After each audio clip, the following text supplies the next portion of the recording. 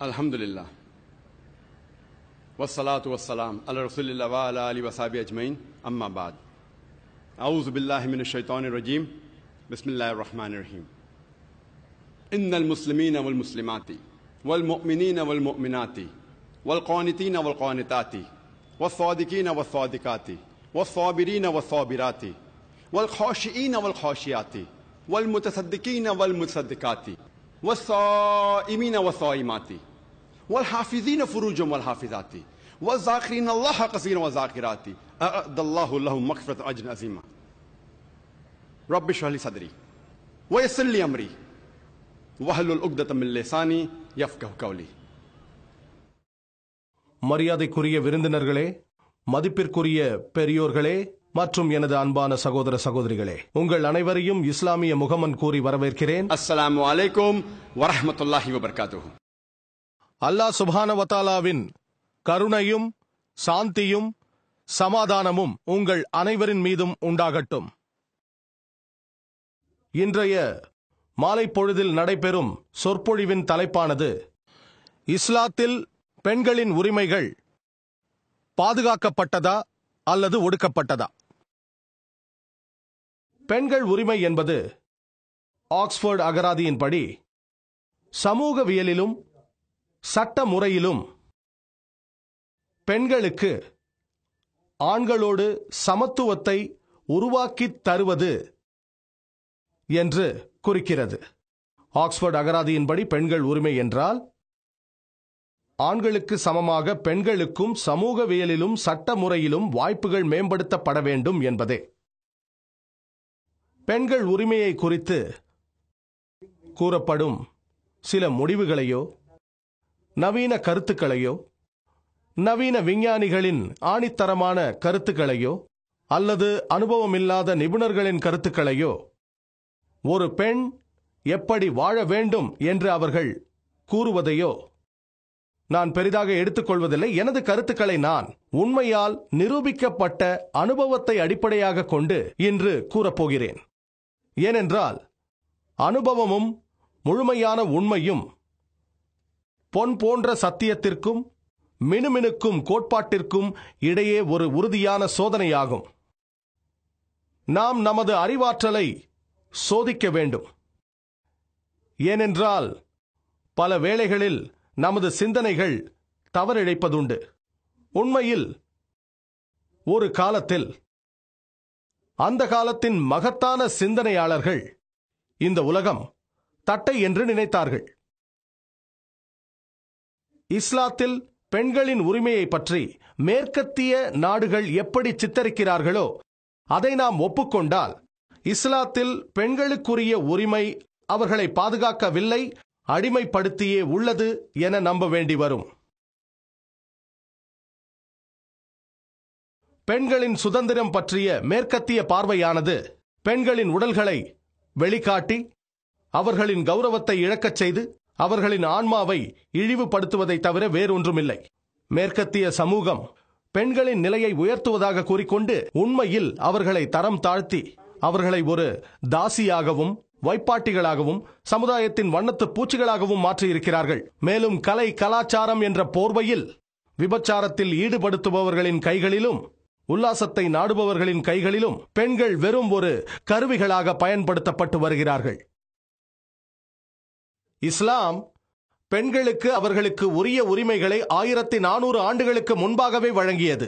ஐயாமுல் ஜாஹிலியா, அறியாமை காலம் என்று அறியப்பட்ட அந்த காலத்திலேயே இஸ்லாம் பெண்களுக்கு உரிய உரிமைகளை வழங்கியது. நாம் வரலாற்றை புரட்டி ஆராய்ந்து பார்த்தால், நாம் பாபிலோனியாவின் நாகரிகத்தை ஆராய்ந்தால், அந்த காலகட்டத்தில் ஒரு ஆண் கொலை குற்றம் புரிந்தால் அவரை தண்டிப்பதற்கு பதிலாக அவரது மனைவிக்கு மரண தண்டனை அளித்தார்கள். நாம் கிரேக்க நாகரிகத்தின் வரலாற்றை படித்தால் அவர்கள் பெண்டோரா என்ற பெயரில் ஒரு புராண பெண்ணை கற்பனை செய்து கொண்டு அவளே சமூகத்தில் எல்லா விதமான தவறையும் துயரையும் தருபவள் என்று நம்பினார்கள். மேலும் கிரேக்க நாகரிகத்தில் பெண்கள் மஞ்சத்திற்கும் மகிழ்ச்சிக்கும் பயன்படுத்தப்பட்டார்கள். நாம் ரோம நாகரிகத்தை படித்தோமேயானால் ரோம நாகரிகம் அதன் உச்சத்தை அடைந்தபோது ஒரு ஆண் தன் மனைவியை கொல்லவும் அனுமதிக்கப்பட்டான். பெண்கள் மஞ்சத்திற்கும் மகிழ்ச்சிக்கும் பயன்படுத்தப்பட்டார்கள். நிர்வாணமும் வேசித்தனமும் மலிந்து கிடந்தது. எகிப்திய நாகரிகத்தை நாம் படித்தோமேயானால் அவர்கள் பெண்களை சாத்தானின் அடையாளமாகவே எண்ணினார்கள். திருக்குரான் இறங்குவதற்கு முன்பு அரேபிய நாகரிகத்தை ஆராய்ந்தால் அநேகமாக ஒரு பெண் குழந்தை பிறந்தால் அது உயிரோடு புதைக்கப்பட்டது. திருக்குரான் இறங்கிய பிறகு அல்ஹம்துலில்லாஹ், எல்லா புகழும் இறைவனுக்கே. எல்லாம் வல்ல இறைவனின் இறுதி இறை தூதர் அவருக்கு சாந்தி உண்டாகட்டும், முகமது நபி அவர்களின் போதனைகளுக்கு பிறகே பெண்களுக்கு உரிய உரிமைகள் கிடைத்தது. அது பெண்களின் அந்தஸ்தை உயர்த்தியது. கற்பனை செய்து பாருங்கள், அறியாமை காலத்தில் அதை அரபியில் ஐயாமுல் ஜாஹிலியா என்பார்கள். அந்த காலகட்டத்தில் அரபியர்கள் தான் அதிக அறியாமையில் வாழ்ந்தவர்கள். ஆனால் திருக்குரான் இறங்கிய பிறகு பெண்களுக்கு உரிய உரிமைகள் கிடைத்தது. இஸ்லாத்தில் பெண்களுக்கான உரிமைகளை குறித்து நாம் பேசுவதற்கு முன்பு சில கருத்துக்களை நான் முன்வைக்க விரும்புகிறேன். இன்று முஸ்லிம்கள் உலக மக்கள் தொகையில் சுமார் 20-25% இருக்கிறார்கள். 1/5 பகுதி முதல் 4 பகுதி வரை உலக மக்கள் தொகையில் முஸ்லிம்கள் உள்ளார்கள். சில முஸ்லிம் சமூகத்தவர்கள் இஸ்லாத்திற்கு நெருக்கமாக உள்ளார்கள், மற்றவர்கள் இஸ்லாத்திற்கு வெகு தூரத்தில் உள்ளார்கள். இஸ்லாத்தில் பெண்கள் உரிமையை பற்றி எவர் ஒருவர் தீர்ப்பு சொல்ல வேண்டுமானாலும் இந்த முஸ்லிம்கள் எப்படி நடந்து கொள்கிறார்கள், முஸ்லிம் சமூகம் எப்படி நடந்து கொள்கிறது என்பதை பார்க்கக்கூடாது. இஸ்லாத்தில் பெண்கள் உரிமையை இஸ்லாத்தின் அதிகாரப்பூர்வமான வழிகளை அடிப்படையாக கொண்டு தெரிந்து கொள்ள வேண்டும். இஸ்லாத்தின் அதிகாரப்பூர்வமான வழிகள் என்னவென்றால் இறைவனின் கடைசியும் மற்றும் இறுதி வெளிப்பாடான திருக்குரான், மேலும் இறுதி இறை தூதர் முகமது நபி அவர்கள் அவருக்கு சாந்தி உண்டாகட்டும் அவர்களது ஹதீதுகள் ஆகும்.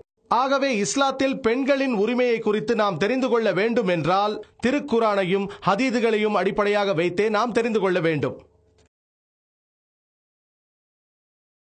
குரானின் வசனங்கள் தன்னுள் எந்தவித முரண்பாட்டையும் கொண்டிராது. அதை போலத்தான் ஹதீதுகளும். திருக்குரானும் ஹதீதுகளும் ஒத்துப்போகுமே தவிர தன்னுள் முரண்படாது. இருப்பினும் நாம் பார்க்கிறோம், சில முஸ்லிம் அறிஞர்கள் பெண்களின் பல விஷயங்களில் மாறுபட்ட கருத்தை கொண்டிருக்கிறார்கள். அதற்கு காரணம் அவர்கள் குரானின் குறிப்பிட்ட ஒரு வசனத்தை கையாண்டு விட்டு மற்ற எல்லா வசனங்களையும் விட்டுவிடுகிறார்கள். நாம் குரானை முழுமையாக படிக்க வேண்டும். நாம் குரானை முழுமையாக படித்தால் இது போன்ற கருத்து வேறுபாடுகள் தீர்ந்துவிடும். இதுதான் ஒவ்வொரு உண்மையான முஸ்லிமின் கடமையாகும். அது ஆணோ பெண்ணோ, அவர்கள் தூய்மை மிக்க அல்லாவின் மகிழ்ச்சியை விரும்புபவர்களாக இருக்க வேண்டும். உங்களுடைய குறிக்கோள் பிரபலமாக வேண்டும் என்றோ அல்லது உங்கள் ஈகோவை திருப்திப்படுத்திக் கொள்ள வேண்டும் என்றோ இருக்கக்கூடாது. ஒரு முஸ்லிமின் குறிக்கோள், அது ஆணோ அல்லது பெண்ணோ, அல்லாஹ் சுப்ஹானஹு வ தஆலாவின் விருப்பத்தை பெற வேண்டும். இஸ்லாத்தில் ஆண்களும் பெண்களும் சமமானவர்களே. ஆயினும் சமம் என்றால் எல்லா கூறுகளிலும் அல்ல. சமம் என்பது பார்க்கூறுகளுக்கு உட்பட்டது. அது ஆண் பெண் என்ற மனித உடற்கூறுகளுக்கு தக்கவாறு அமைவது. அதன் வேறுபாடுகள் என்பது ஆண்கள் பெண்கள் என்ற மனித இயற்கை கூறுகளை சார்ந்திருப்பது, உடற்கூறுகளை சார்ந்திருப்பது, மனோ தத்துவங்களை சார்ந்திருப்பது, உடல் அமைப்புகளை சார்ந்திருப்பது. எல்லாம் வல்ல இறைவன் அல்லாஹ் சுப்ஹானஹு வ தஆலா ஆண்களுக்கும் பெண்களுக்கும் வித்தியாசமான பங்களிப்பை தந்துள்ளான். பல வேளைகளில் அவை ஒரே மாதிரியாக இருக்கும். சில வேளைகளில் அவை இயற்கை கூறுகளை ஒட்டியும் உடற்கூறுகளை ஒட்டியும் மனோ தத்துவ நிலையை ஒட்டியும் உடல் அமைப்புகளை ஒட்டியும் வேறுபடலாம். நம்மை படைத்த இறைவனே நமக்கு எது நல்லது என்பதை அறிவான். இஸ்லாத்தில் பெண்களின் உரிமைகள் என்ற எனது சொற்பொழிவை 6 விரிந்த பகுதியாக வகைப்படுத்தியுள்ளேன்.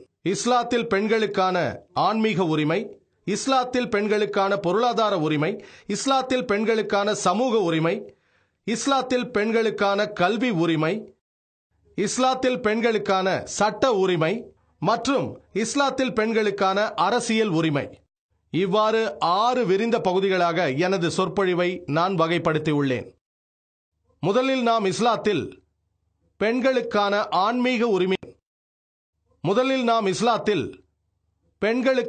ஆன்மீக உரிமையை பற்றி விவாதிப்போம். குறிப்பாக மேற்கத்தியரிடையே பொதுவான ஒரு தவறான கருத்து நிலவுகிறது. அதாவது இஸ்லாத்தில் ஸ்வர்க்கம் என்பது ஆண்களுக்கு மட்டுமே என்ற கருத்து, ஆண் இனத்தினருக்கு மட்டுமே. திருக்குரானின் ஒரே ஒரு வசனத்தை மேற்கோளாக காட்டி இந்த தவறான கருத்தை நம்மால் நீக்கிவிட முடியும். சூரா அன்-நிசா அத்தியாயம் 4 வசனம் 124. அல்லாஹ் சுப்ஹானஹு வ தஆலா கூறுகிறான், وَمَن يَعْمَلْ مِنَ الصَّالِحَاتِ مِنْ ذَكَرٍ أَوْ أُنثَىٰ وَهُوَ مُؤْمِنٌ فَأُولَٰئِكَ يَدْخُلُونَ الْجَنَّةَ وَلَا يُظْلَمُونَ نَقِيرًا. ஆகவே ஆணாயினும் சரி பெண்ணாயினும் சரி, யார் ஈமான் கொண்டவர்களாக நற்கர்மங்கள் செய்கிறார்களோ அவர்கள் சுவனபதியில் நுழைவார்கள், அதாவது ஸ்வர்க்கத்திற்குள் நுழைவார்கள். இன்னும் அவர்கள் சிறிதளவும் அநியாயம் செய்யப்பட மாட்டார்கள். இதே செய்தி மீண்டும் வருகிறது. சூரா அன்-நஹ்ல் அத்தியாயம் 16 வசனம் 97. அல்லாஹ் கூறுகிறான், ஆணாயினும் பெண்ணாயினும் முஃமினாக இருந்து யார் நற்கர்மங்கள் செய்கிறார்களோ அவர்களுக்கு நாம் நிச்சயமாக மனம் மிக்க தூய வாழ்க்கையை வாழச் செய்வோம். மேற்கண்ட இந்த வசனங்கள் வெளிப்படையாகவும் தெளிவாகவும் கூறுகிறது, அவர்களுடைய நன்னம்பிக்கை மற்றும் நன்னடத்தைகளை பொறுத்து அவர்கள் ஸ்வர்க்கத்தை அடைவார்கள். ஈமான் மற்றும் அமலே சாலிஹாத். மேலும் அல்லாஹ் கூறுகிறான் சூரா அன்-நிசா அத்தியாயம் 4 வசனம் 1. يا أيها الناس اتقوا ربكم الذي خلقكم من نفس واحدة وخلق منها زوجها. மனிதர்களே, உங்கள் இறைவனுக்கு பயந்து நடந்து கொள்ளுங்கள்.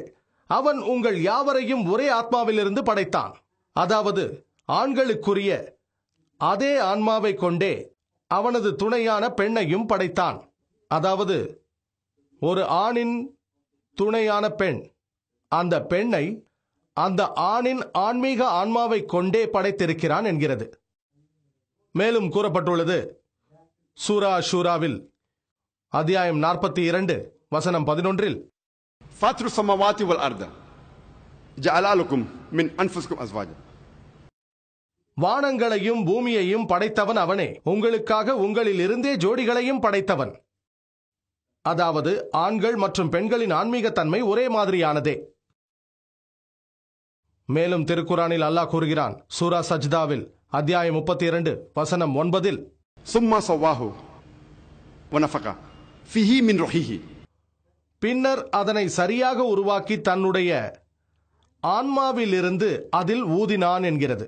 இதே செய்தி சூரா ஹிஜ்ரில் வருகிறது. அத்தியாயம் 15 வசனம் 29.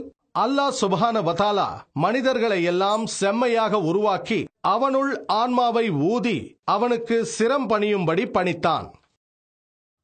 நாம் மனித படைப்பிற்கு ஆன்மாவை ஊதினோம் என்று இறைவன் சொல்லுவதின் பொருள் என்னவெனில், மனித உருவில் கடவுள் பிறக்கிறார் என்று நம்பப்படும் அவதாரத்தையோ அல்லது அத்தகைய தன்மையோ அல்ல.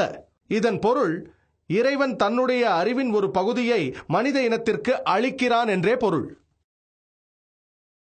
அல்லாஹ் சுப்ஹானஹு வ தஆலா தனது படைப்பாற்றலின் ஒரு பகுதியை எல்லா மனிதர்களுக்கும் வழங்கியுள்ளான், ஆண்களுக்கும் சரி பெண்களுக்கும் சரி.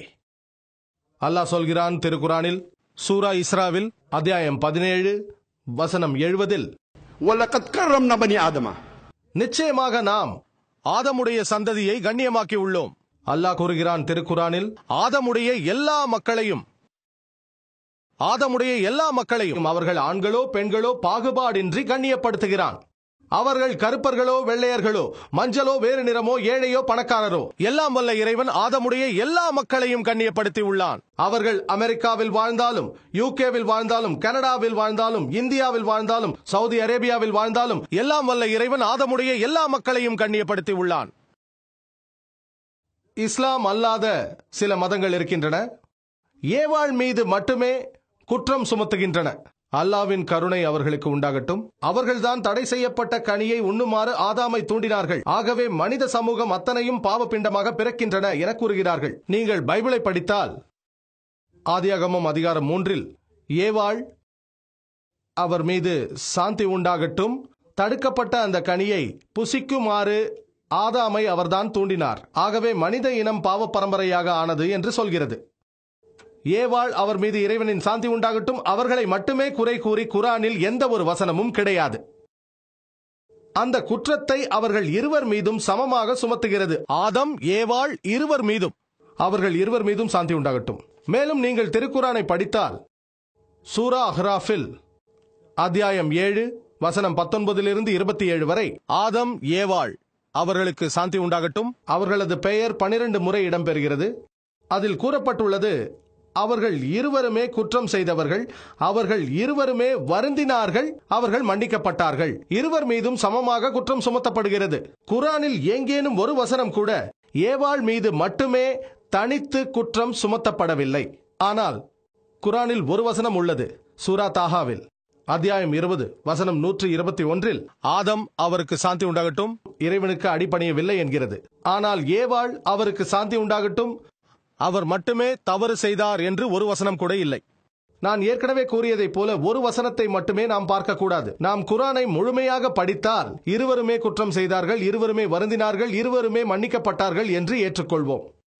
மேலும் நீங்கள் பைபிளை புரட்டினால் ஆதியாகமம் புத்தகம் அதிகாரம் 3 வசனம் 16 எல்லாம் வல்ல இறைவன் கூறுகிறார் அந்த பெண்ணிடம், அதனால் நீ கர்ப்பவதியாய் இருக்கும் போது உன் வேதனையை மிகவும் பெருக பண்ணுவேன், வேதனையோடு பிள்ளை பெறுவாய். உன் ஆசை உன் புருஷனை பற்றி இருக்கும், அவன் உன்னை ஆண்டு கொள்வான். ஆகவே பைபிளின் படி பிள்ளை பேறு என்பது இறைவனின் ஒரு சாபம், அது ஒரு தண்டனை. கடவுள் சொல்லுகிறார், உனது கர்ப்ப காலத்தில் நான் வேதனையை அதிகப்படுத்துவேன், நீ வேதனையோடும் கவலையோடும் தான் குழந்தையை பெற்றெடுப்பாய். இது பெண்களுக்கு எல்லாம் வல்ல இறைவன் தரக்கூடிய தண்டனை போல் உள்ளது. பிள்ளை பேறு ஒரு சாபம், ஒரு தண்டனை. மேலும் கூறுகிறது, உன் ஆசை உன் புருஷனை பற்றி இருக்கும், அவன் உன்னை ஆண்டு கொள்வான் என்கிறது. நீங்கள் திருக்குரானை படித்து பார்த்தால் அது பைபிளுக்கு நேர்மாறாக இருக்கும். குரான் நேர்மாறாக கூறுகிறது. குரான் குழந்தை பேற்றின் மூலம் பெண்களை உயர்த்துகிறது. குரான் கூறுகிறது, சூரா அன்-நிசா அத்தியாயம் 4 வசனம் 1 உங்களை சுமந்த தாய்க்கு மரியாதை செலுத்துங்கள் என்கிறது. மேலும் குரான் கூறுகிறது, சூரா லுக்மான் அத்தியாயம் 31 வசனம் 14 நாம் மனிதனுக்கு தன் பெற்றோர் இருவரையும் அன்பு கொண்டு அரவணைக்க நல்லுபதேசம் செய்தோம். அவனுடைய தாய் பலவீனத்தோடு அவனை சுமந்து வேதனையோடு அவனை பெற்றெடுத்தாள். பெற்றோரை கண்ணியப்படுத்துங்கள் என்று குரான் கூறுகிறது. குறிப்பாக உங்கள் தாயை, ஏனென்றால் அவள் உங்களை வேதனையோடு பெற்றாள். பலவீனத்திற்கு மேல் பலவீனத்தோடு உங்களை சுமந்து வேதனையோடு பெற்றெடுத்தாள். இதே செய்தி கூறப்பட்டுள்ளது சூரா அஹ்காஃபில் அத்தியாயம் 46 வசனம் 15 மனிதன் தன் பெற்றோருக்கு நன்மை செய்யும்படி உபதேசம் செய்தோம். அவனுடைய தாய் சிரமத்துடனே சுமந்து சிரமத்துடனேயே பெற்றாள். அதாவது உன்னை சுமக்கும் போது உன் தாய் வேதனையை ஏற்றுக்கொண்டு உன்னை பெற்றெடுக்கும் போதும் வேதனையை அனுபவிக்கிறாள். ஆகவே குரான் அவர்களை கண்ணியப்படுத்த சொல்கிறது. இது பெண்களை மேம்படுத்துகிறது. குழந்தை பேறு பெண்களை உயர்வடைய செய்கிறது, தாழ்வுபடுத்தவில்லை. மேலும் நீங்கள் குரானை ஆராய்ந்தால் எல்லாம் வல்ல இறைவன் மனிதர்களை மதிப்பீடு செய்வதற்கு சில தேர்வு முறைகளை வைத்துள்ளான். சூரா ஹுஜராத்தில் அத்தியாயம் 49 வசனம் 13 அவன் கூறுகிறான், யா அய்யுஹன் நாஸு இன்ன கலக்னாகும் மின் ஸக்ரின் வ உன்ஸா வஜஅல்னாகும் ஷுஊபன் வ கபாயில லிதஅரஃபு இன்ன அக்ரமக்கும் இன்தல்லாஹி அத்காக்கும் இன்னல்லாஹ அலீமுன் கபீர். மனிதர்களே, நிச்சயமாக நாம் உங்களை ஒரு ஆண் ஒரு பெண்ணிலிருந்தே படைத்தோம். நீங்கள் ஒருவரை ஒருவர் அறிந்து கொள்ளும் பொருட்டு பின்னர் உங்களை கிளைகளாகவும் கோத்திரங்களாகவும் ஆக்கினோம். ஒருவரை ஒருவர் வெறுக்க வேண்டும் என்பதற்காக அல்ல. உங்களில் எவர் மிகவும் பயபக்தி உடையவர்களாக இருக்கின்றாரோ அவர்தாம் அல்லாஹ்விடத்தில் மிக கண்ணியமானவர். தூய்மை மிக்க இறைவனின் பார்வையில் பயபக்தி உடையோரே மதிப்புக்குரியவர் ஆவார். ஒரு மனிதன் மற்ற மனிதனோடு வித்தியாசப்படுவதற்கான தேர்வு முறை ஆனா பெண்ணா என்பதல்ல, ஜாதி அல்ல, நிறம் அல்ல, செல்வம் அல்ல, வயதல்ல, இறை பக்தி மட்டுமே. அது இறை உணர்வாகும். அதுவே முன்னுரிமை, அதுவே நேர்மையானது. அது ஒன்றுதான் ஒரு மனிதனுக்கும் மற்ற மனிதர்களுக்கும் இடையே வித்தியாசப்படுத்துவதற்காக எல்லாம் வல்ல இறைவன் ஏற்படுத்தியுள்ள தேர்வு முறை. இறை பயம் வேண்டும், இறை பக்தி வேண்டும், நீதியோடு நடந்து கொள்ள வேண்டும். ஆனா பெண்ணா என்பது அல்ல. அல்லாஹ் திருக்குரானில் கூறுகிறான், சூரா ஆல இம்ரான் அத்தியாயம் 3 வசனம் 195 உங்களில் ஆணோ பெண்ணோ எவர் நற்செயல் செய்தாலும் அவர் செய்த செயலை நிச்சயமாக வீணாக்க மாட்டேன். நீங்கள் ஒருவர் மற்றொருவருக்குள் உள்ளவர்தாம். எல்லாம் வல்ல இறைவன் கூறுகிறான், உங்களில் எவரின் நற்கர்மங்களும் வீணாவதில்லை. இதில் ஆண் பெண் என்ற பேதமில்லை. நீங்கள் ஒருவருக்கொருவர் பங்காளிகள். ஆண்கள் பெண்களின் ஆன்மீக நிலை பற்றிய சுருக்கமான விளக்கம் திருக்குரானில் தரப்பட்டுள்ளது. சூரா அஸாபில் அத்தியாயம் 33 வசனம் 35 நான் எனது சொற்பொழிவின் ஆரம்பத்தில் கூறிய இறை வசனத்தில் தூய்மை மிக்க அல்லாஹ் கூறுகிறான், இன்னல் முஸ்லிமீன வல் முஸ்லிமாத்தி, முஸ்லிம்களான ஆண்களும் பெண்களும், வல் முஃமினீன வல் முஃமினாத்தி, நன்னம்பிக்கை உள்ள ஆண்களும் பெண்களும், வல் கானிதீன வல் கானிதாத்தி, இறை வழிபாடுள்ள ஆண்களும் பெண்களும், வஸ்ஸாதிகீன வஸ்ஸாதிகாத்தி, உண்மையே பேசும் ஆண்களும் பெண்களும், வஸ்ஸாபிரீன வஸ்ஸாபிராத்தி, பொறுமையும் நற்குணங்களும் உள்ள ஆண்களும் பெண்களும், வல் காஷிஈன வல் காஷியாத்தி, உள்ளச்சத்துடன் இருக்கும் ஆண்களும் பெண்களும், வல் முத்தசத்திகீன வல் முத்தசத்திகாத்தி, தர்மம் செய்யும் ஆண்களும் பெண்களும், வஸ்ஸாயிமீன வஸ்ஸாயிமாத்தி, நோன்பு நோர்க்கும் ஆண்களும் பெண்களும், வல் ஹாஃபிதீன ஃபுரூஜம் வல் ஹாஃபிதாத்தி,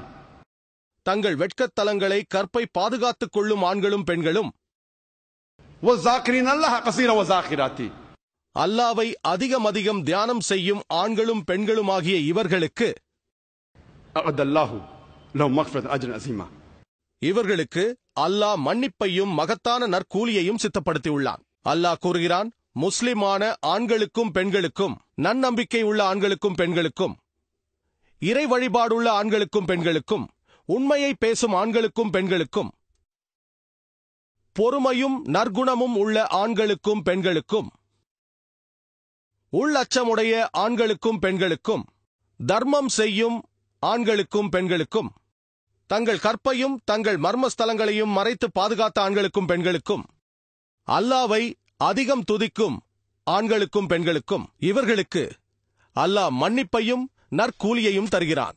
இந்த வசனங்களை படிக்கும்போது இஸ்லாமிய ஆன்மீக கடமைகளில் ஆண்களுக்கும் பெண்களுக்கும் இஸ்லாத்தில் சம உரிமை உள்ளது என்பதை அறிகிறோம். இரு பாலாரும் தூய்மை மிக்க அல்லாவின் கட்டளைகளையே பின்பற்ற வேண்டும்.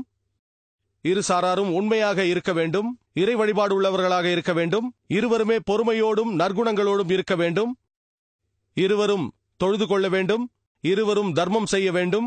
இருவருமே நோன்பு நோற்க வேண்டும். இருவருமே அல்லாஹ் சுப்ஹானஹு வ தஆலாவை துதிக்க வேண்டும். குர்ஆனின் இந்த வசனம் மூலமாக தெரிய வருகிறது, ஆன்மீக ரீதியாக ஆண்களும் பெண்களும் சமமாக இருக்கிறார்கள். ஆண்களும் பெண்களும் ஆன்மீக ரீதியாக சமமாக இருக்கிறார்கள் என்று குர்ஆன் கூறுவதை வைத்து நீங்கள் என்ன முடிவெடுப்பீர்கள்? இஸ்லாத்தில் பெண்களின் உரிமைகள் பாதுகாக்கப்பட்டதா இல்லை ஒடுக்கப்பட்டதா? பொருளாதார விஷயங்களில் இஸ்லாத்தில் பெண்களின் உரிமையை குறித்து இப்போது விவாதிப்போம். பொருளாதார விஷயங்களில் இஸ்லாத்தில் பெண்களின் உரிமையை குறித்து இப்போது விவாதிப்போம். இஸ்லாம் 1400 ஆண்டுகளுக்கு முன்பே பெண்களுக்கு பொருளாதார உரிமையை வழங்கியது. மேற்கத்தியவர்களை விட 1300 ஆண்டுகளுக்கு முன்பே இதனை வழங்கியது. இறை தூதர் முகமது நபி அவர்களுக்கு குர்ஆன் இறங்கிய பின்பு எந்த ஒரு வயது வந்த பெண்ணும், திருமணம் ஆனவளோ அல்லது ஆகாதவளோ, எவருடைய அனுமதியும் இன்றி சொத்துக்களை வாங்கவோ விற்கவோ உரிமை உடையவளானாள். நீங்கள் வரலாற்றை படித்தால் மேற்கத்தியர்கள் 1870 தான் முதன்முறையாக கணவனின் அனுமதி இல்லாமல் சொத்துக்களை சொந்தமாக்கிக் கொள்வதற்கும் விற்பதற்கும் உள்ள உரிமையை பெண்களுக்கு தந்தார்கள். இது திருமணமான பெண்களுக்கான சொத்துரிமை சிறப்பு சட்டம் என்ற பெயரில். அதன்பின் இந்த பெண்கள் சொத்துரிமை சிறப்பு சட்டம் 1882 1897 திருத்தப்பட்டது. சிந்தித்து பாருங்கள், இஸ்லாம் ஒரு பெண்ணுக்கு சொத்துக்களை சொந்தமாக்கிக் கொள்ளவோ விற்கவோ உள்ள உரிமையை மேற்கத்தியர்களை விட 1300 ஆண்டுகளுக்கு முன்பே தந்துவிட்டது. இஸ்லாத்தில் பொருளாதார விஷயங்களில் பெண்கள் அதிக பாதுகாப்பாக இருக்கிறார்கள். அவள் திருமணம் முடிக்கும் முன்பு அவளது தந்தையும் சகோதரர்களும், திருமணமான பின்பு அவளது கணவனும் அவளது மகனும் அவளுடைய பொருளாதார தேவைகளை, உணவு, உடை, இருப்பிடம், மற்ற பொருளாதார தேவைகளை நிறைவேற்ற வேண்டும். அவளின் வாழ்வாதாரத்திற்காக அவள் வேலைக்கு செல்ல வேண்டிய அவசியம் இல்லை. பொருளாதார ரீதியாக அவள் பாதுகாப்பாக இருக்கிறாள். இஸ்லாத்தில் குடும்பத்தில் உள்ள ஆணே சம்பாதித்து தர கடமைப்பட்டுள்ளான். இஸ்லாம் ஆண்களின் தோள்கள் மீதே பொருளாதார சுமையை சுமத்துகிறது. அதே நேரத்தில் ஆனால் முடியாமல் இருந்தால் பெண் வேலைக்கு போகலாம். ஆனால் இஸ்லாமிய ஷரியத்தின் வரம்பிற்கு உட்பட்டதாக அந்த வேலை இருக்க வேண்டும். அவள் ஹிஜாப் அணிய வேண்டும். அவள் குரானையும் ஹதீஸையும் பின்பற்ற வேண்டும். ஏனென்றால் குரானுக்கும் ஹதீஸுக்கும் முரண்பாடில்லாமல் பெண்கள் தொழில் செய்தால் அதை தடுக்கும் வசனங்கள் குரானிலோ ஹதீஸிலோ எங்கும் காணப்படவில்லை. மேலும் பல தொழில்கள் பெண்களுக்கு தடுக்கப்பட்டுள்ளது. அந்த தொழில்கள் அவளின் உடம்பை கவர்ச்சியாக வெளிக்காட்டுதல், உதாரணமாக மாடலிங், நடிப்பது, நடனமாடுவது, மேற்கண்ட தொழில்கள் பெண்களுக்கு கேடு விளைவிப்பது, இவை தடுக்கப்பட்டுள்ளது. மேலும் பல தொழில்கள் பெண்களுக்கு மட்டுமல்ல ஆண்களுக்கும் தடை செய்யப்பட்டுள்ளது. உதாரணமாக மதுபான கடைகளில் வேலை செய்வது, சூதாட்ட களங்களில் பணிபுரிவது, கௌரவமற்ற தொழில் செய்வது, ஏமாற்றுதல், லஞ்சம், இவை அனைத்தும் பெண்களுக்கும் ஆண்களுக்கும் தடை செய்யப்பட்டுள்ளது. பல சிறப்பு வாய்ந்த தொழில்கள் உள்ளன. அவை பெண்கள் செய்யத்தக்கவை. குடும்ப செலவினங்களை ஈடு செய்வதற்காக பெண்கள் சில வேலைகளை செய்யலாம். உதாரணத்திற்கு அவர்கள் வீடுகளில் சமைக்கலாம், மண்பாண்ட தொழில், நெசவு தொழில், வலை பின்னுதல். இவை மட்டுமின்றி ஆண்களின் நேரடி தொடர்பின்றி தனித்து செய்யக்கூடிய வேலைகள். அதனால் கௌரவம் காக்கப்படும். அதோடு ஹிஜாபும் பயன்படுத்த வேண்டும். மேலும் பல உயர் தொழில்கள் பெண்களுக்கு உரியது. ஆசிரியை தொழில், நர்சுகளாகவும் டாக்டர்களாகவும் வரலாம். எனது மனைவி, எனது தாய், எனது மகள் ஆகியோர் ஹிஜாபை பேணி நமது பெண்களிடையே சிலர் டாக்டர்களாக வேண்டும் என்று நாம் விரும்புவது இயற்கையானதே. ஆனால் நீங்கள் இஸ்லாத்தை ஆராய்ந்தால் பெண்களின் பொருளாதார நிலை பாதுகாப்பானது. அவள் வாழ்வாதாரத்திற்காக வேலை செய்ய வேண்டாம். குடும்பத்தில் ஆண்கள் தான் பொருளாதார சுமையை ஏற்றுக்கொள்ள வேண்டும்.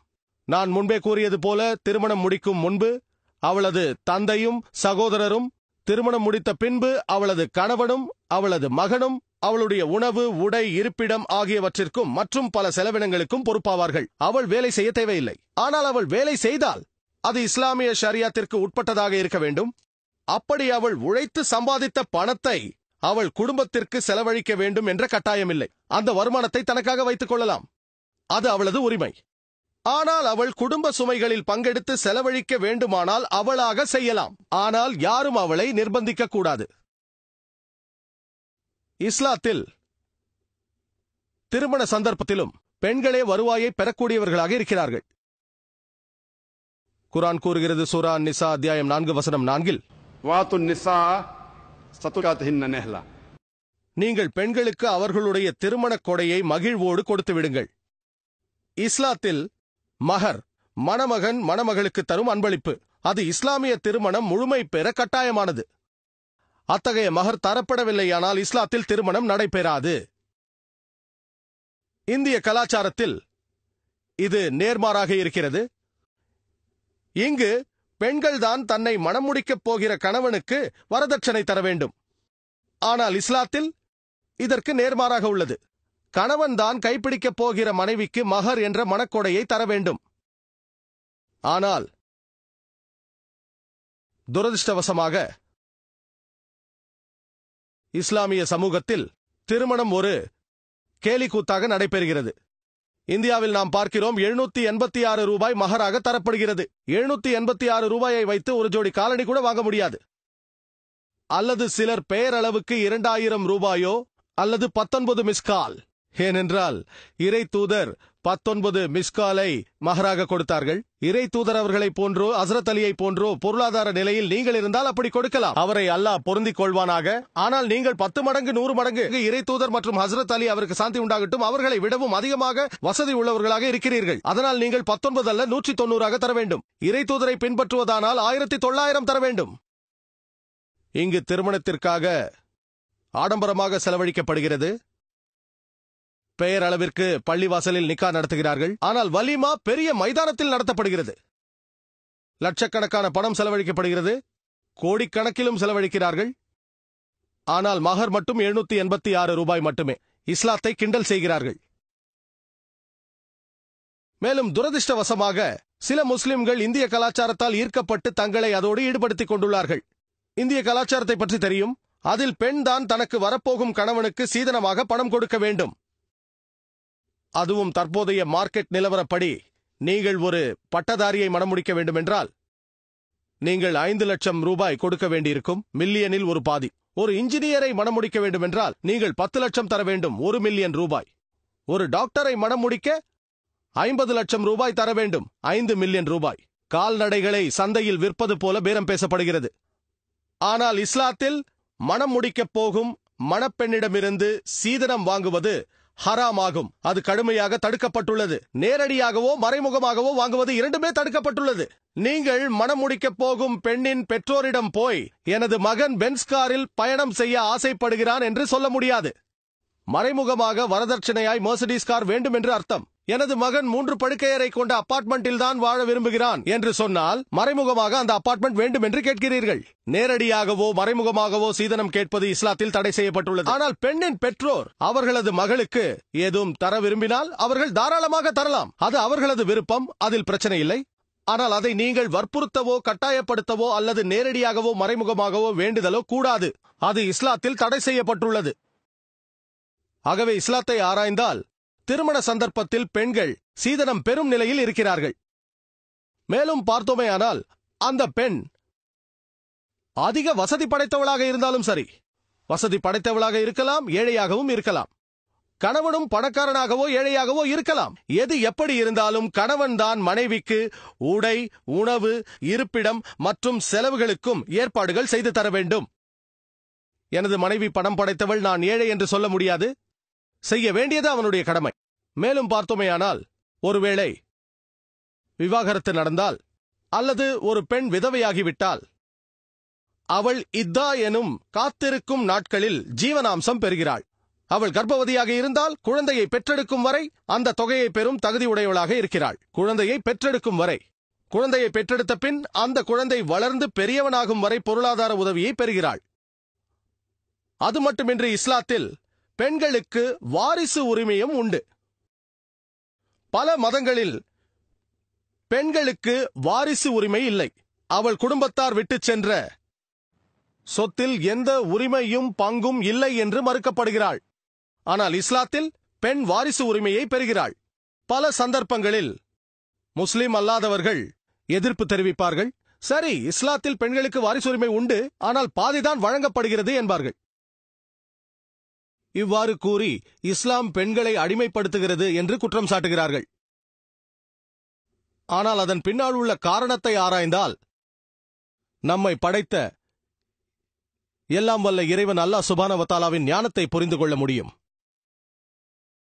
நான் சிறிது நேரத்திற்கு முன்பு கூறியது போல இஸ்லாத்தில் பொருளாதார சுமையை சுமக்க வேண்டிய கடமை ஆண்களுடையது.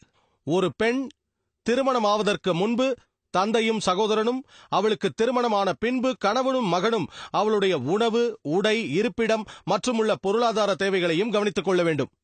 நாம் திருக்குரானை படித்தால் வாரிசு உரிமையை பற்றி பல இடங்களில் கூறப்பட்டுள்ளது.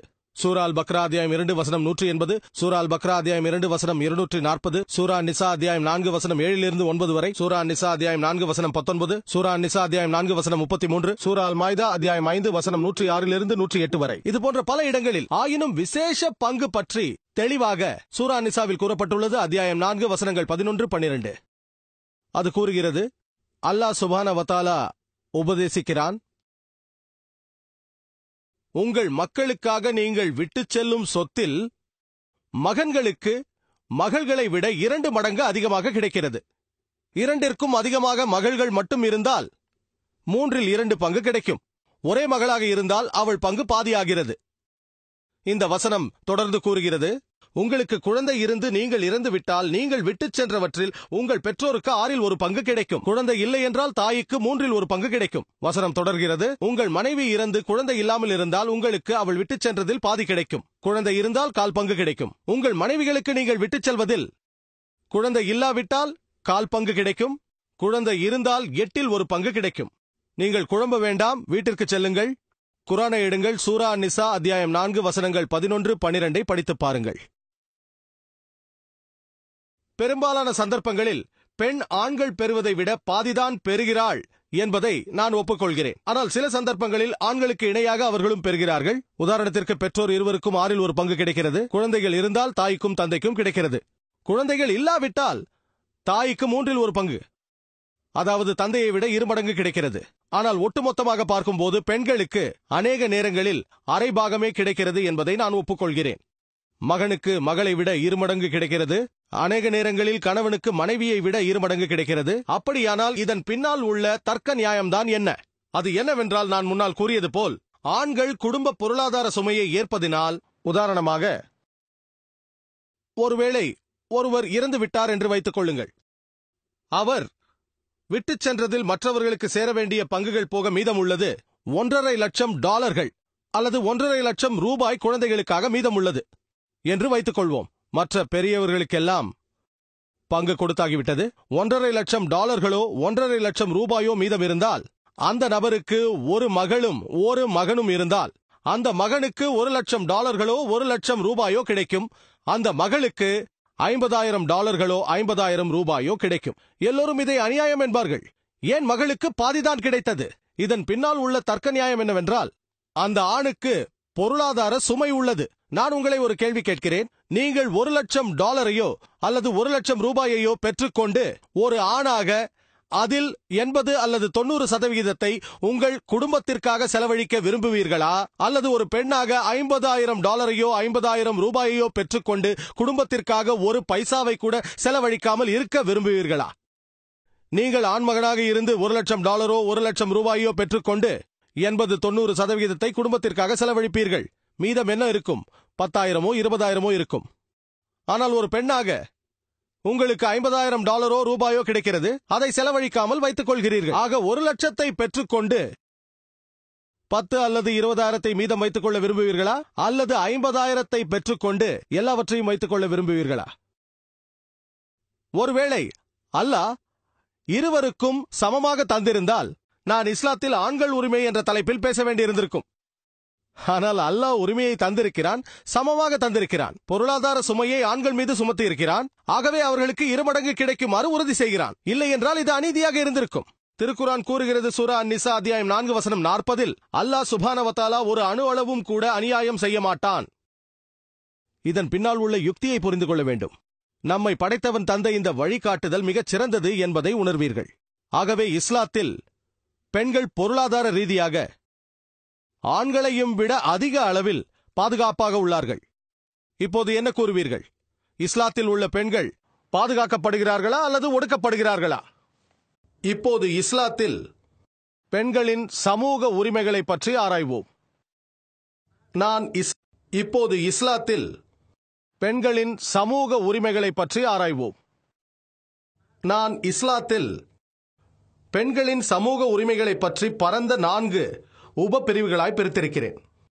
இஸ்லாத்தில் மகளின் உரிமை, இஸ்லாத்தில் மனைவியின் உரிமை, இஸ்லாத்தில் தாயின் உரிமை, இஸ்லாத்தில் சகோதரியின் உரிமை. முதலில் நாம் இஸ்லாத்தில் மகளின் உரிமையை பற்றி அலசுவோம்.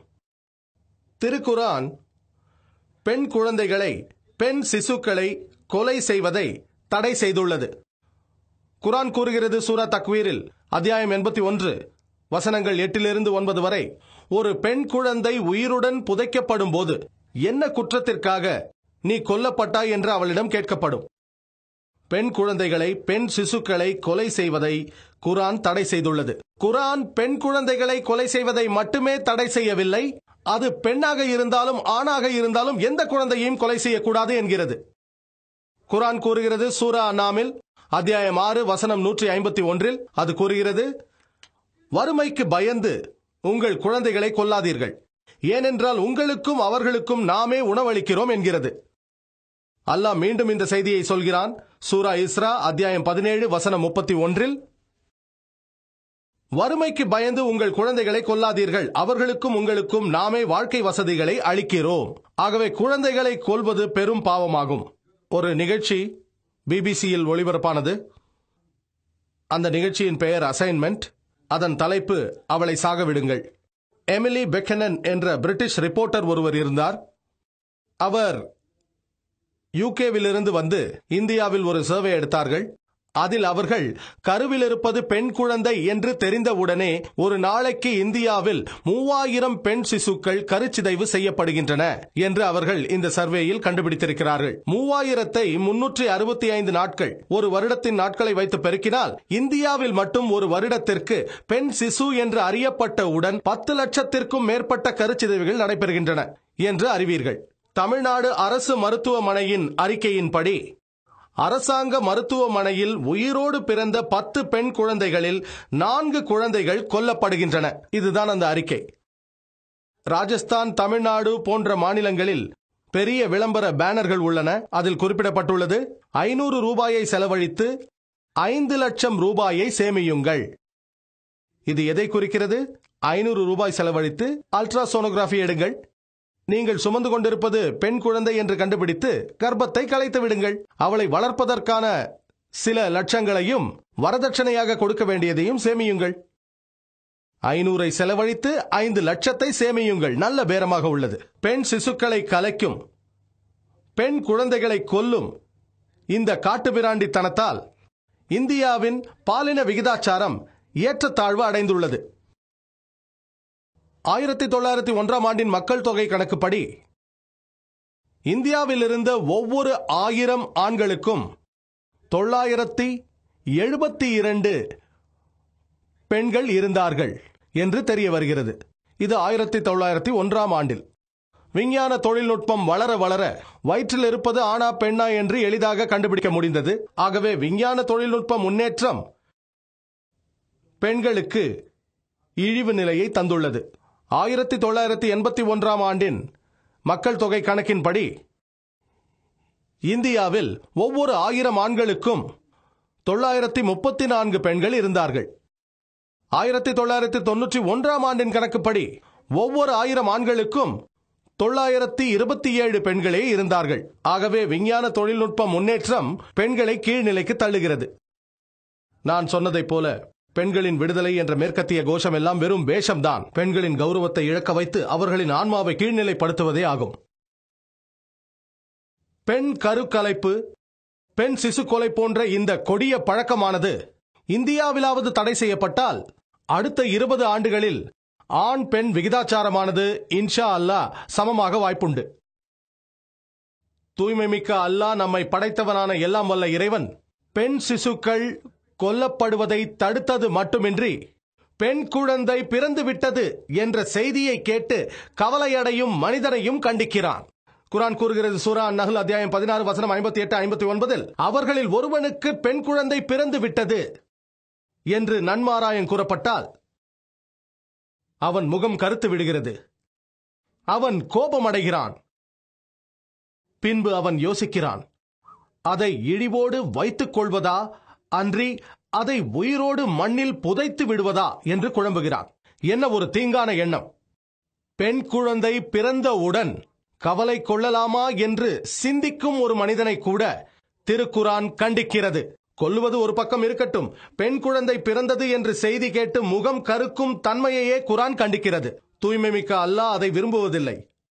ஆகவே கண்டிக்கிறான். நமது அன்பான முகமது நபி அவர்கள் கூறினார்கள், சஹீஹ் ஹதீஸில் பாகம் எண் 4 நபி அவர்கள் கூறுகிறார்கள், எவர் ஒருவர் 2 பெண் குழந்தைகளை பெற்று அவர்கள் மீது அன்பும் பாசமும் கொண்டு வளர்க்கிறாரோ இறுதி தீர்ப்பு நாளில் இந்த 2 விரல்களைப் போல என்னுடன் நெருக்கமாக இருப்பார்கள் என்றார். தனது நடுவிரலையும் ஆட்காட்டி விரலையும் இணைத்துக் கொண்டார். இன்னொரு சஹீஹான ஹதீஸில் எவர் ஒருவர் 2 பெண் குழந்தைகளை பெற்று அவர்களை அன்புடனும் பாசத்துடனும் வளர்த்தாரோ அவர் ஸ்வர்க்கம் செல்வார் என்றார்கள். அன்பான முகமது நபி அவர்கள் இந்த நல்ல செய்திகளை பேசுவதோடு நிறுத்திவிடாமல் செயல்பாட்டிலும் கொண்டு வந்தார்கள். ஒரு நாள் ஒரு மனிதர் தனது ஆண் குழந்தையை முத்தமிட்டு தனது மடியில் தூக்கி வைத்துக் கொண்டார். ஆனால் அவரது பெண் குழந்தையை கண்டுகொள்ளாமல் விட்டுவிட்டார். இதை பார்த்த இறை தூதர் அதை கண்டித்து அவர் அநீதியாளர் என்றார். அந்த பெண் குழந்தையையும் முத்தமிட்டு மடியில் தூக்கி வைத்துக் கொள்ள வேண்டும் என்று சொன்னார்கள். இப்போது இஸ்லாத்தில் மனைவியின் உரிமைகளை பற்றி பார்ப்போம். இஸ்லாம் அல்லாத பெரும்பாலான மதங்களில் பெண்கள் சாத்தானின் கருவியாகவே கருதப்பட்டார்கள். ஆனால் திருக்குர்ஆன் பெண்களை முஹ்சினா என்று கூறுகிறது. அரபியில் முஹ்சினா என்றால் சாத்தானிற்கு எதிரான கோட்டை என்று பொருள். ஏனென்றால் பக்திமிக்க ஒரு பெண் நேர்வழியில் இருப்பாள், அவள் தனது கணவனையும் தீய வழிக்கு செல்லாமல் தடுப்பாள், அவனை சிராத்துல் முஸ்தகீமில் வைத்துக் கொள்வாள். ஆகவே அவள் முஹ்சினா, சாத்தானிற்கு எதிரான கோட்டை என்று புகழப்படுகிறாள். திருக்குரான் சூரா நிசா அத்தியாயம் 4 வசனம் 21 அது குறிப்பிடுகிறது, திருமணம் நிகா என்பது ஒரு புனிதமான கூட்டு என்கிறது. அது ஒரு புனிதமான கூட்டு, அது கணவன் மனைவிக்கு இடையே ஒரு புனிதமான ஒப்பந்தம். குர்ஆன் கூறுகிறது சூரா ரூம் அத்தியாயம் 30 வசனம் 21, உங்கள் மனைவியரை உங்களிலிருந்தே உங்களுக்காக அவன் படைத்திருப்பதும் உங்களிடையே உவப்பையும் கிருபையையும் உண்டாக்கியிருப்பது அவனது அத்தாட்சியில் உள்ளதாகும். அன்பான இறைத்தூதர் முகமது நபி அவர்கள் கூறினார்கள், சஹீஹுல் புகாரியில் பாகம் 7 நிகா பாடத்தில் அத்தியாயம் 3 ஹதீஸ் எண் 5066 அன்புக்குரிய இறைத்தூதர் கூறினார், ஓ இளைஞர்களே, திருமணம் செய்ய தகுதி உள்ளவர்கள் திருமணம் செய்து கொள்ளட்டும். அன்பிற்குரிய இறைத்தூதர் மேலும் சொன்னார்கள், இஸ்லாத்தில் துறவரம் என்பதே இல்லை. மேலும் சொன்னார்கள், எவரொருவர் திருமணம் செய்கிறாரோ அவர் அவருடைய தீனில் பாதியை பூர்த்தி செய்து விடுகிறார். ஒருமுறை கேள்வி பதில் நேரத்தில் ஒரு நபர் என்னிடம் கேட்டார், நான் இருமுறை திருமணம் செய்து கொண்டால் என்னுடைய தீன் முழுமையடைந்து விட்டது என்ற அர்த்தமா என்று கேட்டார்.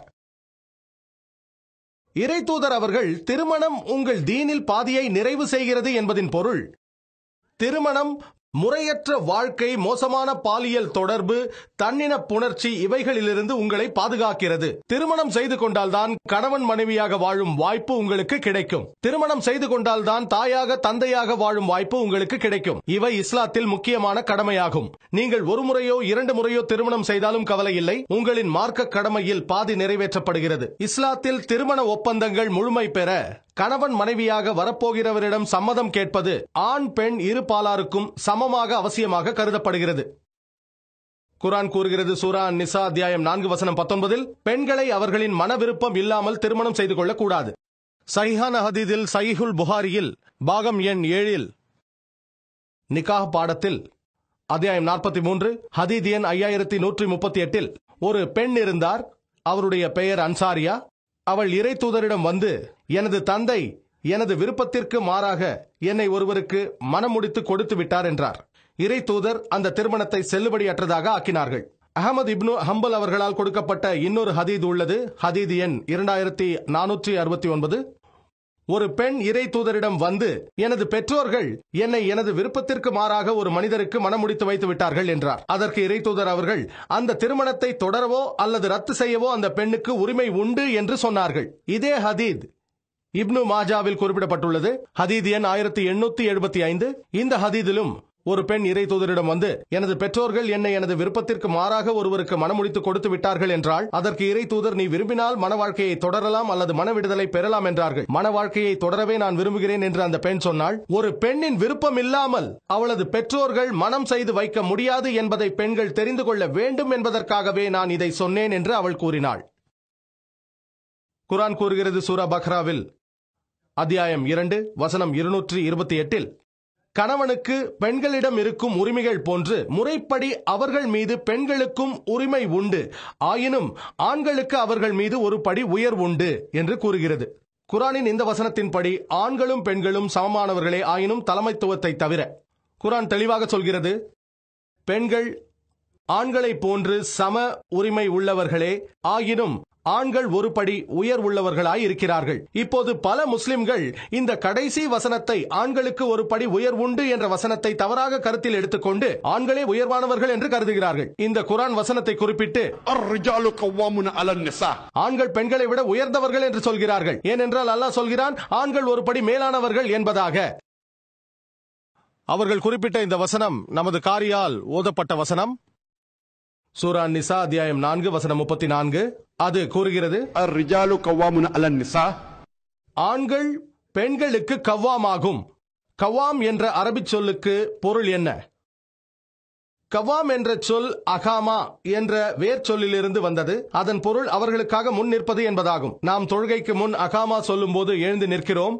ஆகவே இந்த அரபி சொல் கவ்வாம் என்பதின் பொருள் ஆண்கள் ஒரு படி மேலதிகமாக பொறுப்புகளை கொண்டவர்கள் என்பதே.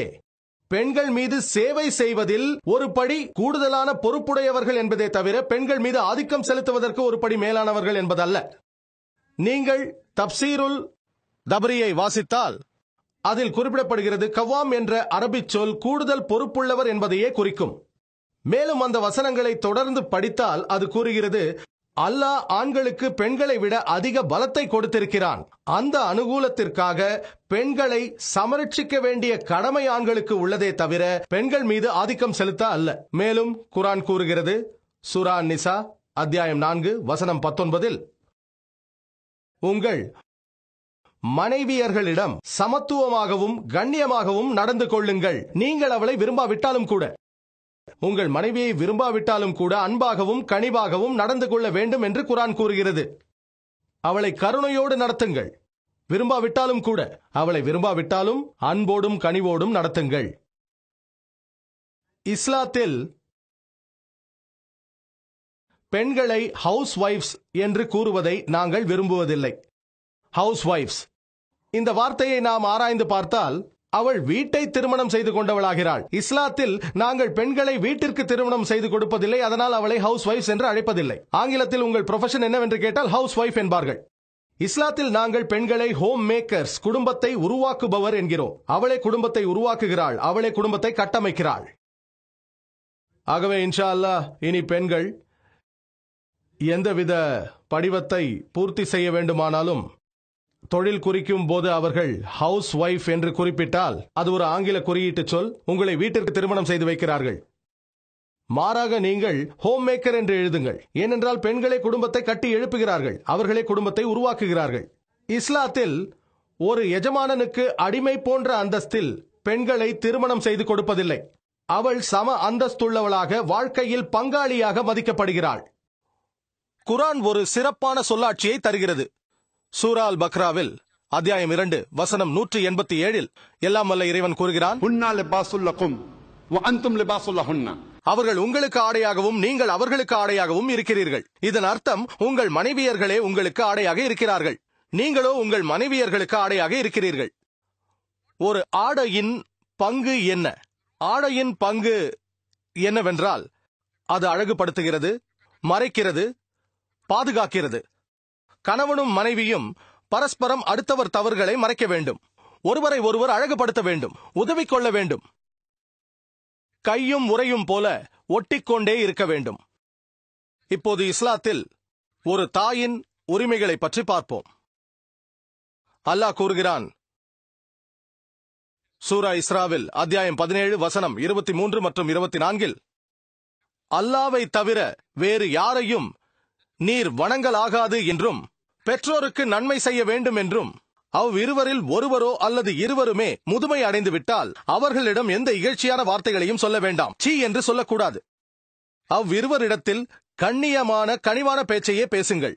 இன்னும் இரக்கம் கொண்டு பணிவு என்னும் ரக்கையை தாழ்த்துங்கள்.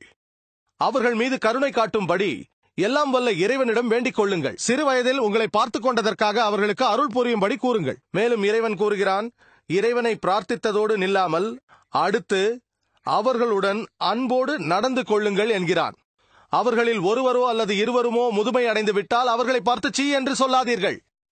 அவர்களிடம் கண்ணியமாக நடந்து கொள்ளுங்கள்.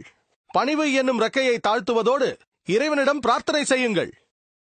அவர்களுக்கு கருணை காட்டும்படி சொல்லுங்கள். சிறு வயதில் உங்களை பார்த்துக் கொண்டதற்காக அவர்களுக்கு அருள் புரியும்படி கூறுங்கள். மேலும் குர்ஆன் கூறுகிறது, சூரா அல் அன்ஆம் அத்தியாயம் 6 வசனம் 151, சூரா அன்கபூத் அத்தியாயம் 29 வசனம் 8, தன் தாய் தந்தையருக்கு நன்மை செய்யும்படியாக நாம் மனிதனுக்கு வசியத் செய்திருக்கிறோம். திருக்குரானில் பல இடங்களில் இந்த கட்டளைகள் உள்ளது. சூரா லுக்மான் அத்தியாயம் 31 வசனம் 14, மேலும் சூரா அகாஃப் அத்தியாயம் 46 வசனம் 15 ஆகியவற்றில் மனிதர்களை பெற்றோருடன் நல்ல விதமாக நடக்குமாறு கட்டளையிடுகிறது. அதிலும் விசேஷமாக தாய்மார்களோடு பாசத்தோடு இருக்குமாறு குறிப்பிடுகிறது. குர்ஆன் கூறுகிறது, சூரா நிசா அத்தியாயம் 4 வசனம் 1, உங்களை கர்ப்பத்தில் சுமந்தவருக்கு மரியாதை செய்யுங்கள்.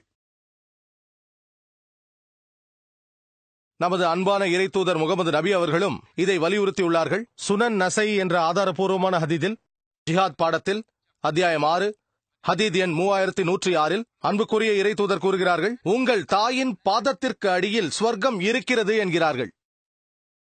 ஆனால் அதற்காக என் தாய் வீதியிலே அழுக்கின் மீதும் அசிங்கத்தின் மீதும் நடந்து சென்றால் அது ஸ்வர்க்கம் என்று ஆகிவிடாது.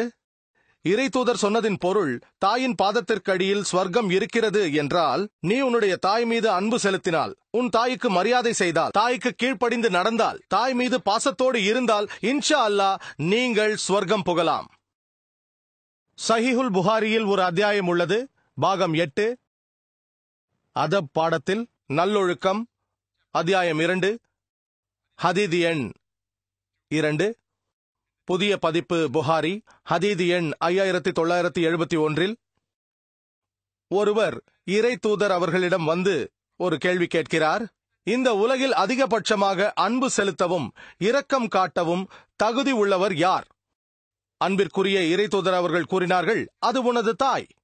அதன் பிறகு யார் என்று அந்த நபர் கேட்டார். இறை தூதர் அவர்கள் உனது தாய் என்றார்கள். அதன் பிறகு யார் என்று அந்த நபர் கேட்டார். அதற்கும் உனது தாய் என்றார்கள். அதன் பிறகு யார் என்று அந்த மனிதர் கேட்க, அதன் பிறகுதான் இறை தூதர் அவர்கள் உனது தந்தை என்றார்கள். அப்படி என்றால் உங்கள் அன்பிலும் பாசத்திலும் 75% உங்கள் தாய்க்கே செல்லும். மீதமுள்ள 25% உங்கள் தந்தைக்கு செல்லும். 4/3 பங்கு அன்பும் பாசமும் தாய் மீதே இருக்க வேண்டும். 4/1 பங்கு அன்பும் பாசமும் உங்கள் தந்தை மீது இருக்க வேண்டும். சுருங்கச் சொன்னால், தாய் தங்கப்பதக்கமும் வெள்ளிப்பதக்கமும் வெண்கலப் பதக்கமும் பெறுகிறாள். ஆனால் தந்தையோ வெறும் ஆறுதல் பரிசுடன் திருப்தி அடைய வேண்டியுள்ளது. இது இஸ்லாத்தின் போதனை. இதில் என்னுடைய விருப்பத்திற்கு எதுவும் இல்லை. இப்போது இஸ்லாத்தில் சகோதரியின் உரிமையை பற்றி பார்ப்போம். குர்ஆன் கூறுகிறது, சூரா தௌபாவில் அத்தியாயம் 9 வசனம் 71, நன்னம்பிக்கை கொண்ட ஆண்களும் பெண்களும் ஒருவருக்கொருவர் உற்ற துணைவர்களாக இருக்கிறார்கள். அதாவது அவர்கள் சமூகத்தில் ஒருவருக்கொருவர் நல்லதை செய்ய தூண்டுகிறார்கள். அவர்கள் சகோதர சகோதரியை போன்றவர்கள். அன்பிற்குரிய முகமது நபி அவர்கள் பெண்களை ஷஹாத் என்று குறிப்பிட்டார்கள். ஷஹாத் என்ற அரபி சொல்லுக்கு சகோதரி என்ற பொருளும் உண்டு. இன்னொரு பொருள் பாதி, 2/1 என்பதாகும். உலக ஜனத்தொகை 2 பகுதியாக சமமாக பிரிந்திருப்பது நமக்கு தெரியும். அது ஒரு பாதி ஆண்களும் மறுபாதி பெண்களாகவும் இருக்கிறது. ஆகவே இறை தூதர் பெண்களை சகோதரி என்று குறிப்பிட்டார்கள். அதன் மூலம் இஸ்லாம் பெண்களை உயர்நிலைக்கு கொண்டு செல்லுகிறது. நீங்கள் என்ன சொல்லுவீர்கள்? இஸ்லாத்தில் பெண்களின் உரிமைகள் பாதுகாக்கப்படுகிறதா அல்லது அது ஒடுக்கப்படுகிறதா? இப்போது இஸ்லாத்தில் பெண்களின் கல்வி பெறும் உரிமையை பற்றி அலசுவோம். ஒடுக்கப்படுகிறதா? இப்போது இஸ்லாத்தில் பெண்களின் கல்வி பெறும் உரிமையை பற்றி அலசுவோம். எல்லாம் வல்ல தூய்மை மிக்க அல்லாஹ்வால் எல்லா மனித சமூகத்திற்குமாக அருளப்பட்ட அவனது கடைசியும் இறுதியுமான வேதமாகிய மகிமை மிக்க குர்ஆனில் முதலில் வந்த வழிகாட்டுதல் கட்டளை தொழுகை செய்யுங்கள் என்பதல்ல, தர்மம் செய்யுங்கள் என்பதல்ல, நோன்பு இருங்கள் என்பதல்ல, ஆனால் இக்ரா என்பதே, அதாவது படியுங்கள், அறிவியுங்கள், மீண்டும் சொல்லுங்கள் என்பதே. மகிமை மிக்க குர்ஆனில் உள்ள முதல் 5 வசனங்களும் சூரா இக்ராதான். அத்தியாயம் 96 வசனம் 1 முதல் 5 வரை. இக்ரா பிஸ்மி ரப்பிக்கல்லஸி கலக் கலக்கல் இன்சான மின் அலக் இக்ரா வரப்புக்கல் அக்ரம் அல்லதி அல்லம பில் கலம் அல்லம இன்சான மா லம் யஅலம். வாசிப்பீராக, ஓதுவீராக, தெரிவிப்பீராக, படைத்த உமது இறைவனின் திருநாமத்தை கொண்டு ஓதுவீராக. அவன் அலக் என்ற ஒட்டிக்கொள்ளும் தன்மை கொண்ட அட்டை போன்ற நிலையிலிருந்து மனிதனை படைத்தான். ஓதுவீராக, உம் இறைவன் மாபெரும் கொடையாளி. அவனே எழுதுகோலை கொண்டு கற்றுக் கொடுத்தான். மனிதனுக்கு அவன் அறியாதவற்றையெல்லாம் கற்றுக் கொடுத்தான். தூய்மை மிக்க இறைவனால் மனித சமூகத்திற்கு ஆண்களுக்கும் பெண்களுக்கும் முதலில் தரப்பட்ட வழிகாட்டுதல் ஓதுவீராக என்பதே. அன்புக்குரிய இறை தூதர் முகமது நபி அவர்கள் சொன்னார்கள். சஹி ஹதீதான இப்னு மாஜாவில் குறிப்பிடப்பட்டுள்ளது. ஹதீத் எண் 224. அன்பிற்குரிய இறை தூதர் கூறினார்கள், ஒவ்வொரு ஆண் பெண் முஸ்லிமுக்கும் அறிவை பெறுவது கடமையாகும். இறை தூதர் அவர்கள் விசேஷமாக பெற்றோர்களை பார்த்து கூறினார்கள், உங்கள் குழந்தைகளுக்கு கல்வி அறிவை புகட்டுங்கள், குறிப்பாக பெண் குழந்தைகளுக்கு என்றார்கள். ஒரு கணவனின் கடமை தன் மனைவிக்கு கற்றுத்தருவது, குறிப்பாக மார்க்க கல்வியை கற்றுத்தருவது. கற்றுத்தரப்படவில்லை எனில் அவள் நீதிமன்றத்திற்கு சென்று நீதிமதியின் முன்னால் அந்த உரிமையை பெறலாம். கணவனால் படித்துக் கொடுக்க முடியவில்லை எனில் முறையான வேறு யார் மூலமாகவோ படிக்க ஏற்பாடு செய்ய வேண்டும்.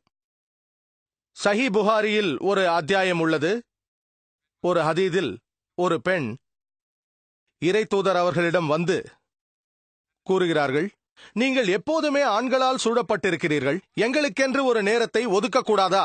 இறை தூதர் அதை ஏற்றுக்கொண்டு பெண்களுக்கு கற்பிக்க தனியாக ஒரு நேரத்தை ஒதுக்கினார்கள். தங்கள் தோழர்களையும் விசேஷமாக பெண்களுக்கு கற்பிக்கும்படி அனுப்பி வைத்தார்கள். நீங்கள் இஸ்லாத்தின் வரலாற்றை படித்தால் 1400 ஆண்டுகளுக்கு முன்னால் அறியாமையின் காலத்தில், ஐயாமுல் ஜஹிலியாவில் இருந்த காலத்தில் பல பெண்கள் அறிஞர்களாக ஆனதை உதாரணமாக நாம் பார்த்திருக்கிறோம். அதில் சிறந்த உதாரணமாக நான் கருதுவது யாரை என்றால் ஆயிஷா பின்த் அபூபக்கர். அவரை அல்லாஹ் பொருந்திக் கொள்வானாக. அவர் இறை தூதர் அவர்களின் மனைவி. அவருடைய புகழ் பெற்ற ஒரு மாணவி, அவருடைய பெயர் அரவா. அவரை அல்லாஹ் பொருந்திக் கொள்வானாக. அவர் கூறுகிறார்கள், எனக்கு தெரிந்தவரை அறிஞர்களிலேயே ஆயிஷாவை போன்று, அவரை அல்லாஹ் பொருந்திக் கொள்வானாக, குர்ஆனை படிப்பதிலும் கடமைகளை பேணுவதிலும் அனுமதிக்கப்பட்டது தடுக்கப்பட்டது என்பவற்றிலும் இலக்கியத்திலும் கவிதையிலும் அரபு மொழி வரலாற்றிலும் மரபு வழி ஆய்விலும் சிறந்தவரை நான் இதுவரை பார்த்ததில்லை என்றார்கள். ஆயிஷா, அல்லாஹ் அவரை பொருந்திக் கொள்வானாக, அவருடைய வாழ்க்கை சரிதையை படித்தால் நமக்கு தெரிய வரும். இறை தூதர் அவர்களுக்கு பின் பல வருடங்கள் வாழ்ந்தார்கள். அதனால் அவர் பல நபித்தோழர்களுக்கு வழிகாட்டினார்கள். குலஃபாயே ராஷிதீன் என்ற 4 நேர்வழி பெற்ற கலீஃபாக்களுக்கும் வழிகாட்டினார்கள். பல சந்தர்ப்பங்களில் இறை தூதரை சந்திக்க வரும் பல வெளிநாட்டு தூதுக்குழுக்கள் மருத்துவம் போன்ற தலைப்பை கலந்துரையாடும் போது ஆயிஷா, அவர்களை அல்லாஹ் பொருந்திக் கொள்வானாக, அவருக்கு ஞாபக சக்தி அதிகம், அவர் அதை மனப்பாடம் செய்து கொள்வார்கள். அவர்கள் கணிதவியலிலும் திறமை மிக்கவர்கள். இறை தூதரின் மறைவுக்கு பின்பு பல நபித்தோழர்கள் அவர்களிடத்தில் வந்து விசேஷமாக மிராத் தொடர்பாகவும் வாரிசுரிமை சம்பந்தமாகவும் அறிந்து செல்வார்கள். காரணம், அவர்கள் கணிதத்தில் வல்லவராக இருந்தார்கள். வரலாறு சொல்லுகிறது, அவர்கள் பல கல்வியாளர்களுக்கு கற்றுத் தந்துள்ளார்கள். அவர்கள் 88ற்கும் குறையாத பல துறை கல்வியாளர்களுக்கு கற்றுத்தந்தார்கள். சுருக்கமாக, அவர்கள் கல்வியாளர்களுக்கெல்லாம் கல்வியாளராக விளங்கினார்கள். அவர்களின் வாயிலாக மட்டும் 2210க்கும் குறையாத ஹதீதுகள் அறிவிக்கப்பட்டுள்ளது. ஆயிஷா அவர்களால், அல்லாஹ் அவர்களை பொருந்திக் கொள்வானாக, இத்தனை ஹதீதுகள் வந்துள்ளன. உம்மு சலமா அவர்களை நாம் உதாரணமாக சொல்லலாம். அவர்களை அல்லாஹ் பொருந்திக் கொள்வானாக. அவர் இறை தூதரின் மனைவியர்களில் ஒருவர். மேலும் இமாம் அன்-நவவி அவர்களின் கூற்றுப்படி அவர் படித்த பெண்களுக்கிடையே மிகவும் அறிவாற்றல் உள்ளவர். மேலும் இப்னு ஹஜர் அவர்கள் உம்மு சலமா அவர்களை அதிகாரத்துக்குரியவர் என்கிறார்கள். சஃபியா அவர்களை இன்னொரு உதாரணமாக சொல்லலாம். அவரை அல்லாஹ் பொருந்திக் கொள்வானாக. இறை தூதரின் மனைவியர்களில் ஒருவர். இமாம் அன்-நவவி அவரை அறிவாற்றல் மிக்க பெண்மணி என்று கூறுகிறார்கள். மேலும் பாத்திமா பின்த் கயஸ் அவர்களை உதாரணமாக சொல்லலாம். இவர் முகமது நபி அவர்களின் ஒரு சஹாபி பெண்மணி. அவர் நன்றாக கற்றறிந்தவர், அறிவு கூர்மை மிக்கவர். ஒரு முறை ஃபிக்ஹ் சம்பந்தமான கலந்துரையாடலில் அவர் எடுத்து வைத்த கருத்தை ஆயிஷா அவர்களை அல்லாஹ் பொருந்திக் கொள்வானாக, உதுமான் அவர்களை அல்லாஹ் பொருந்திக் கொள்வானாக, இருவரும் அந்த கருத்தை எதிர்த்தாலும் அதை தவறு என்று நிரூபிக்க முடியவில்லை. அந்த அளவு அறிவாற்றல் உள்ளவர். உம்மு சல்மா அவர்களையும் எடுத்துக்காட்டாக சொல்லலாம். அவர்களையும் அல்லாஹ் பொருந்திக் கொள்வானாக. அவர்கள் ஹஸ்ரத் அனஸ் அவர்களின் தாயார் ஆவார்கள். அவரை அல்லாஹ் பொருந்திக் கொள்வானாக. அவர் புகழ்பெற்ற சஹாபா. இப்னு ஹஜர் அவர்களின் கூற்றுப்படி அவர் மிகச்சிறந்த அறிவாளி பெண் ஆவார் என்று கூறுகிறார்கள். இமாம் அன்-நவவி அவரின் கூற்றுக்கள் ஆதாரபூர்வமானது என்று கூறுகிறார்கள். உம்மு தர்தா அவர்களை உதாரணமாக கூறலாம். அவர் அபு தர்தாவின் மனைவி ஆவார். இமாம் புகாரி அவருடைய சஹி புகாரியில் கூறுகிறார்கள், அவர் ஹதீது கலையில் வல்லவர் என்கிறார். மேலும் சையது நஃபீசா அவர்களை உதாரணமாக எடுத்துக்கொள்ளலாம். சையது நஃபீசா ஒரு கல்வியாளர். பல மாணவர்களுக்கு பாடம் நடத்தியுள்ளார். இமாம் ஷாஃபி அவர்களும் அவருடைய மாணவர்களில் ஒருவர். அல்லாஹ் அவருக்கு கருணை காட்டுவானாக. ஆயிஷா பின்தே சாத் அவர்களை உதாரணமாக சொல்லலாம். இப்னு அபி வக்காஸ் அவரும் ஒரு கல்வியாளர். அவரது மாணவர்களில் ஒருவர் இமாம் மாலிக் அவர்கள் ஆவார்கள். இறைவனின் கருணை அவர் மீது உண்டாகட்டும். ரஹிமுல்லா. சிந்தித்து பாருங்கள், அந்த அறியாமை காலத்தில், ஐயாமுல் ஜாஹிலியாவில் பல பெண்கள் அறிஞர்களாக இருந்திருக்கிறார்கள். படிப்பறிவில்லாத அந்த காலகட்டத்தில் பல பெண்கள் கல்வியாளர்களாக இருந்ததை எண்ணி பாருங்கள். இத்தனை பெண்களின் உதாரணம் நமக்கு உள்ளது. இஸ்லாத்தில் பெண்களுக்கு சட்ட உரிமை என்பதை பற்றி நாம் அலசுவோம். இஸ்லாத்தில் பெண்களுக்கு சட்ட உரிமை என்பதை பற்றி நாம் அலசுவோம். சட்டப்பூர்வமாக ஆண்களும் பெண்களும் சமம்தான். குற்றத்துக்குரிய தண்டனையில் இரு சாராரும் ஒரே தண்டனையையே பெறுகிறார்கள். உதாரணமாக, ஒரு மனிதன் ஒரு பெண்ணை கொன்றால் அவனுக்கு மரண தண்டனை, ஒரு பெண் ஒரு ஆணை கொன்றால் அவளுக்கும் மரண தண்டனை. குர்ஆனின் கூற்றுப்படி சூரா பக்ரா அத்தியாயம் 2 வசனங்கள் 178, 79. மேலும் உடலின் ஏதாவது உறுப்புகள் சேதமாக்கப்பட்டால், அது கண்ணாக இருந்தாலும் காதாக இருந்தாலும் கையாக இருந்தாலும், அதற்கு பழிக்கு பழி வாங்க வேண்டும். அது ஆணாக இருந்தாலும் பெண்ணாக இருந்தாலும் தண்டனை ஒன்றுதான். அதே நேரத்தில் ஒருவர் யாரையாவது கொலை செய்துவிட்டால் அந்த குடும்பத்தை சேர்ந்தவர்கள் நஷ்ட ஈட்டை பெற்றுக்கொண்டு அவனை மன்னித்து விடலாம். இதில் மன்னிப்பவர் ஆணாகவும் இருக்கலாம் பெண்ணாகவும் இருக்கலாம். அவர்களுக்கு சம உரிமை உண்டு, மன்னிக்கும் உரிமை அவர்களுக்கு உண்டு. இஸ்லாத்தில் தண்டனையானது ஆண்களாயினும் பெண்களாயினும் ஒரே குற்றத்திற்கு ஒரே மாதிரி தண்டனை தான் இருக்கும். அல்லாஹ் கூறுகிறான் சூரா மாய்தா அத்தியாயம் 5 வசனம் 38, திருடனோ திருடியோ அவர்கள் சம்பாதித்த பாவத்திற்கு அல்லாவிடம் இருந்துள்ள தண்டனையாக அவர்களின் கரங்களை தரித்து விடுங்கள். யார் திருடினாலும் அவர்கள் ஆணாயினும் பெண்ணாயினும் சரி, தண்டனை ஒன்றுதான், அவர்களது கரங்களை வெட்டிவிட வேண்டும். குர்ஆன் கூறுகிறது சூரா அன்னூர் அத்தியாயம் 24 வசனம் 2, விபச்சாரியும் விபச்சாரனும், அது ஆணாக இருந்தாலும் பெண்ணாக இருந்தாலும், பெண்ணாக இருந்தாலும் ஆணாக இருந்தாலும், இவ்விருவரில் ஒவ்வொருவரையும் 100 கசையடி அடியுங்கள். அதாவது இருவர் விபச்சாரம் செய்துவிட்டால் ஆணாக இருந்தாலும் பெண்ணாக இருந்தாலும் தண்டனை ஒரே மாதிரியானதே, 100 கசையடிகள். இஸ்லாத்தில் சட்ட ரீதியாக ஆணும் பெண்ணும் சமம்தான். பெண்களுக்கு சாட்சி சொல்லும் உரிமையும் இஸ்லாத்தில் உள்ளது. பல மதங்களில் பெண்கள் சாட்சி சொல்ல அனுமதிக்கப்படுவதில்லை. யூத மதத்திலும் சில ஆண்டுகள் முன்பு வரை இந்த நிலையே இருந்தது. 1950ஆம் ஆண்டில்தான் பெண்களுக்கு சாட்சி சொல்லும் உரிமை தரப்பட வேண்டுமா இல்லையா என்ற பேச்சுவார்த்தை நடந்தது. ஆனால் இஸ்லாம் 1400 ஆண்டுகளுக்கு முன்பே பெண்களுக்கு இந்த உரிமையை வழங்கியது. அதோடு குர்ஆன் பெண்களை பாதுகாக்கிறது. குர்ஆன் கூறுகிறது சூரா அன்னூர் அத்தியாயம் 24 வசனம் 4, எவர்கள் கற்புள்ள பெண்கள் மீது அவர்களது கண்ணியத்திற்கு புறம்பாக அவதூறு கூறி 4 சாட்சிகளை கொண்டு வரவில்லையோ அவர்களுக்கு தண்டனையாக 80 கசையடிகளை கொடுங்கள். அதாவது, நீங்கள் ஒரு கற்புள்ள பெண் மீது அவள் கற்பில் குற்றம் சாட்டினால் அதை நிரூபிக்க 4 சாட்சிகளை கொண்டு வராவிட்டால் 80 கசையடிகளை தண்டனையாக பெறுவீர்கள். இஸ்லாத்தில் சின்ன குற்றமானால் 2 சாட்சிகள் கொண்டு வர வேண்டும், பெரிய குற்றமானால் 4 சாட்சிகள் வேண்டும்.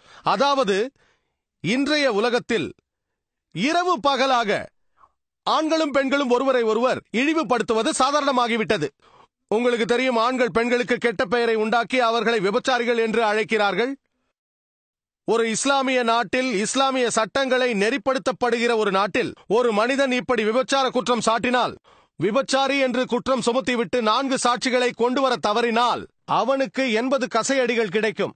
அப்படி அவன் 4 சாட்சிகளை கொண்டு வந்து அதில் ஒரு சாட்சி பொய் என நிரூபிக்கப்பட்டால் எல்லோருக்கும் 80 கசையடிகள் கிடைக்கும். இந்த அளவிற்கு பெண்களை இஸ்லாம் பாதுகாக்கிறது. எனக்கு தெரிந்த இந்த உலகில் எந்த ஒரு சட்டமும், அது அமெரிக்காவாக இருக்கலாம், யூகேவாக இருக்கலாம், கனடாவாக இருக்கலாம், இந்தியாவாக இருக்கலாம், ஒரு பெண் ஒரு ஆண் தன்னை இழிவுபடுத்திவிட்டதாக கோர்ட்டுக்கு போனால் அங்கு என்ன நடைபெறுகிறது, என்ன செய்வது என்று கேட்பார்கள்.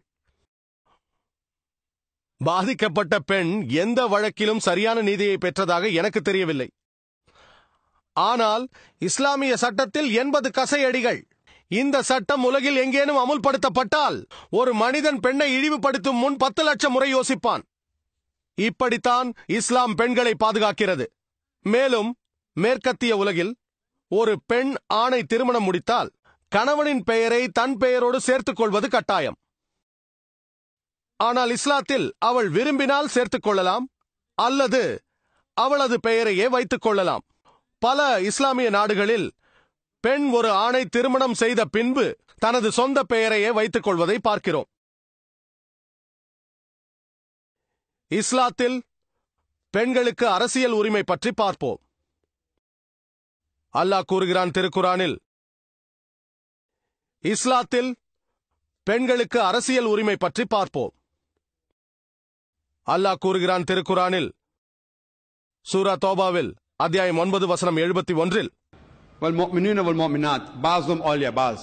நன்னம்பிக்கை கொண்ட ஆண்களும் நன்னம்பிக்கை கொண்ட பெண்களும் ஒருவருக்கொருவர் உற்ற துணைவர்களாக இருக்கின்றனர். அது சமூகத்தில் மட்டுமல்ல, அரசியலிலும் தான். குர்ஆனில் அல்லாஹ் கூறுகிறான், சூரா மும்தஹீனா அத்தியாயம் 60 வசனம் 12, நபியே, விசுவாச பிரமாணத்திற்காக பெண்கள் உங்களிடம் வந்தால், அதன் அரபு சொல் பையத். அது இப்போது நாம் கடைபிடிக்கும் நவீன ஓட்டு முறையை விட சிறப்பானது. நவீன வாக்கு முறையில் நாட்டின் தலைவரை தேர்ந்தெடுக்கிறோம். ஆனால் இங்கு பெண்கள் இறை தூதர்தான் நாட்டின் தலைவர் என ஏற்றுக்கொள்வதோடு அவர்கள்தான் அல்லாவின் தூதர் என்று ஏற்றுக்கொண்டு சாட்சியும் கூறினார்கள். நமது நவீன வாக்குரிமை முறையை விட அது சிறப்பானதாக இருந்தது. இஸ்லாத்தில் சட்டத்தை இயற்றுவதிலும் பெண்கள் பங்கு பெறலாம். ஒரு முறை ஹஸ்ரத் உமர், அவரை அல்லாஹ் பொருந்திக் கொள்வானாக, இஸ்லாத்தின் 2வது கலீஃபா, மஹர் என்னும் மணக்கொடைக்கு உச்சவரம்பு விதிக்கப்பட வேண்டும் என்று நபி தோழர்களோடு கலந்துரையாடி கொண்டிருந்தார்கள். பெண்கள் திருமணத்திற்கு மணக்கொடையாக அதிக தொகை கேட்கிறார்கள், உச்சவரம்பு ஏற்படுத்தலாமா என்று பேசிக் கொண்டிருக்கையில் ஒரு பெண் பள்ளிவாசலின் பின்னிருக்கையிலிருந்து ஆட்சேபித்தார். அந்த பெண்ணின் பெயர் கூட குறிப்பிடப்படவில்லை. அப்படியானால் அவள் சாதாரண பெண்மணியாக இருந்திருக்க வேண்டும், கற்றறிந்த பெண்ணாக இருந்திருக்க முடியாது. பள்ளிவாசலின் பின்னிருக்கையிலிருந்து சாதாரண பெண்மணி ஆட்சேபித்தார். அவர் கூறினார், தூயவனான அல்லாஹ் அதற்கு உச்சவரம்பு விதிக்கவில்லை. ஏனென்றால் குர்ஆன் கூறுகிறது, சூரா அன்-நிசா அத்தியாயம் 4 வசனம் 20, மலையளவு தங்கத்தையும் மகராக கொடுக்கலாம். எம்மை படைத்த அல்லாவே அதற்கு உச்சவரம்பு வைக்காத போது யார் இந்த உமர் அதற்கு உச்சவரம்பு நிர்ணயிக்க என கேட்டார். இதை கேட்டவுடன் ஹஸ்ரத் உமர், இஸ்லாத்தின் 2வது கலீஃபா, அவரை அல்லாஹ் பொருந்திக் கொள்வானாக, உமர் தவறு செய்து விட்டார், அந்த பெண்ணே சரியாக சொன்னார் என்றார்கள். சட்டத்தை மீறும் முயற்சிக்கு அந்த பெண் ஆட்சேபனை தெரிவித்திருக்கிறார். அது ஏற்றுக்கொள்ளப்பட்டது. இது சஹீஹான ஹதீத். புகாரி ஹதீதில் பல அத்தியாயங்களில் பெண்கள், சஹி புகாரியில் குறிப்பிடப்பட்டுள்ளது, யுத்த களத்திலும் பங்கு பெற்றிருக்கிறார்கள். அவர்கள் சென்று போர் வீரர்களுக்கு தண்ணீர் கொடுத்திருக்கிறார்கள். காயம்பட்ட ஆண்களுக்கு முதலுதவி செய்தார்கள். சஹீஹ் புகாரியில் ஒரு சம்பவம் குறிப்பிடப்பட்டுள்ளது. ஒரு பெண், நஃபீசா என்ற பெயருடையவள், உஹத் யுத்த களத்தில் மற்ற சஹாபாக்களுடன் இணைந்து இறை தூதர் அவர்களை சுற்றிலும் நின்று பாதுகாப்பவர்களில் ஒருவராக இருந்தார். இதன் காரணமாக அவருக்கு காயங்கள் ஏற்பட்டது. இறை தூதர் அவர்கள் அவரது துணிவிற்காக இறைவனிடம் பிரார்த்தித்தார்கள். இது இஸ்லாத்தில் பெண்கள் உரிமை தொடர்பான சுருக்கமான செய்தியாகும். ஆனால் நான் முன்பு குறிப்பிட்டதைப் போல இஸ்லாத்தில் ஆண்களும் பெண்களும் சமமானவர்களே. சமம் என்றால் பெண்களின் தன்மையை சார்ந்து சற்று வேறுபடும். உருவாக்கப்பட்ட விதத்திலும் நாம் படைக்கப்பட்ட விதத்திலும் ஆண்களும் பெண்களும் வித்தியாசமானவர்களாக இருப்பார்கள். உடற்கூறு தன்மையிலும், மனோதத்துவ ரீதியிலும், உயிரியல் தன்மையிலும், உடல் அமைப்பையும் சார்ந்து எல்லாம் வல்ல இறைவன் நம்மை படைத்தவன் அவர்களுக்கு தக்கவாறு பணிகளை தந்துள்ளான். மேலும் திருக்குர்ஆனில் ஒரு வசனம் உள்ளது. சூரா அன்-நிசா அத்தியாயம் 4 வசனம் 32. இந்த வசனத்தை நமது மதிப்பிற்குரிய காரி சவுதி அரேபியாவைச் சேர்ந்த டாக்டர் உதுமான் அவர்கள் ஓதி காண்பித்தார்கள். திருக்குர்ஆனில் சூரா அன்-நிசா அத்தியாயம் 4 வசனம் 32 அது கூறுகிறது, நீங்கள் பேராசை கொள்ளாதீர்கள். இதுதான் சரி, இது தவறானது என்று நீங்கள் சொல்லாதீர்கள். உங்களுக்கு தெரியாது. உங்களுக்கு எது சிறந்தது என்று அல்லாஹ்வே அறிவான். உங்களுக்கு நீங்கள் நல்லது என்று நினைப்பது தீங்கானதாக இருக்கலாம். நீங்கள் தீயதாக நினைப்பது நல்லதாக இருக்கலாம். நீங்கள் குர்ஆனை படித்தால் இந்த வசனம் ஏன் இறங்கியது என்று கேட்கலாம். இந்த வசனம் இறங்கியதற்கு காரணம், இறை தூதரின் மனைவிமார்கள் இறை தூதரிடம் ஆட்சேபித்தார்கள். நாங்களும் ஜிஹாதிற்கு ஏன் போகக்கூடாது என்று கேட்டார்கள். எங்களுக்கு எங்கள் உரிமை வேண்டும் என்றார்கள். வாரிசு உரிமையில் எங்களின் உரிமை என்ன, ஏன் சம பங்கு இல்லை என்றார்கள். இந்த வசனம் இறங்கியது. ஏனென்றால் அல்லாஹ்வுக்கு தான் அந்த நியதி தெரியும், உங்களுக்கு தெரியாது. நான் உங்களுக்கு வாரிசு உரிமையின் நியதியை தந்திருக்கிறேன். சிந்தித்து பாருங்கள். பெண்கள் ஜிஹாதிற்கு சென்று போரிட விரும்புகிறார்கள். நமது அன்புக்குரிய இறை தூதர் அவர்கள் கூறினார்கள், ஆயிஷா, அவரை அல்லாஹ் பொருந்திக் கொள்வானாக, அவர் கேள்விக்கு பதிலாக, ஜிஹாதிற்கு செல்ல முடியுமா? சஹீஹ் புகாரியில் கூறப்பட்டுள்ளது. நபி அவர்கள் கூறினார்கள், பெண்களுக்கு சிறப்பான ஜிஹாத் முழுமையான ஹஜ்ஜே ஆகும். அவர்களுக்கு எது சிறந்தது என்பது அல்லாஹ்விற்கு தெரியும். மேலும் இஸ்லாத்தையும் குர்ஆனையும் ஏற்றுக்கொள்ளாதவர்களுக்கும் கூட நன்றாக தெரியும். ஆனால் அவர்கள் ஏற்றுக்கொள்ள மாட்டார்கள்.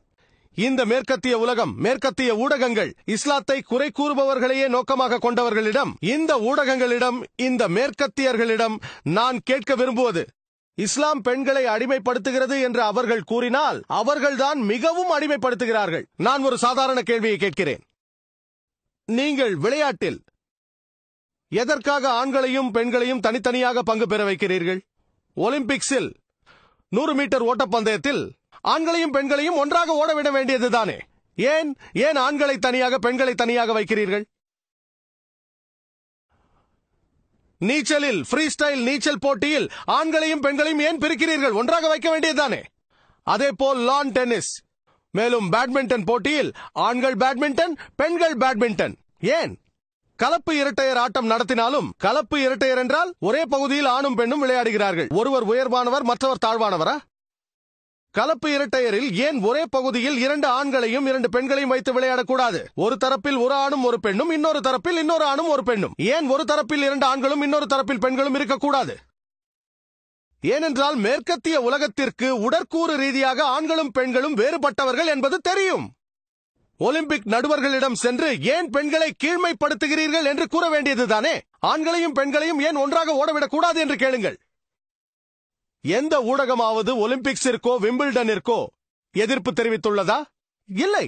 குத்து சண்டை போட்டியிலும் ஆண்களையும் பெண்களையும் ஒருவருக்கு எதிராக ஒருவரை மோத விடுவோமா?